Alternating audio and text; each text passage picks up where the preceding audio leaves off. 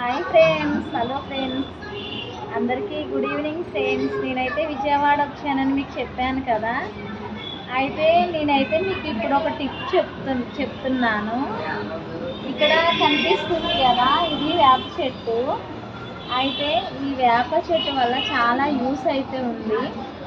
ఏంటంటే మనకి తలలోని dandruff, next అవేంటి పెయిన్లని అవి పడుతూ ఉంటాయి కదా. అయితే ఈ వేప చెట్టు ఆకులు మొత్తం తీసుకొని వాటిని ఏం చేయాలంటే ఎండ పెట్టేసిన తర్వాత అవి ఎండుతాయి కదా. ఎండిన తర్వాత వాటిని పొడి చేసేయండి, పౌడర్లా చేయండి. చేసిన తర్వాత వాటిని ఏం చేస్తారంటే మన కొబ్బరి నూనె ఉంటుంది కదా, కొబ్బరి నూనెలోని కలిపేసుకొని దాన్ని కొంచెం ఒక 2-3 డేస్ ఉంచండి.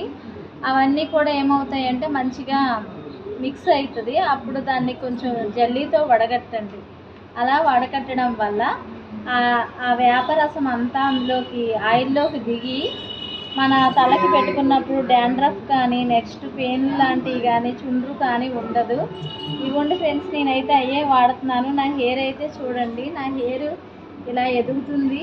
నా హెయిర్ చాలా ఫ్రెష్గా ఉంది. దీనికైతే ఈ వేప చెట్టు అని నేనైతే చెప్తాను. మీకు స్టోర్స్లో కూడా దొరుకుతుంది, వేప నూనె అని అమ్ముతారు. అవైతే తెచ్చుకోండి, మీకు చాలా యూస్ అయితే అవుతుంది.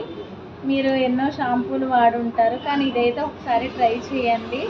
నా వీడియో కనుక మీకు నచ్చినట్లయితే లైక్ చేయండి, షేర్ చేయండి, కామెంట్ చేయండి. Okay, bye friends.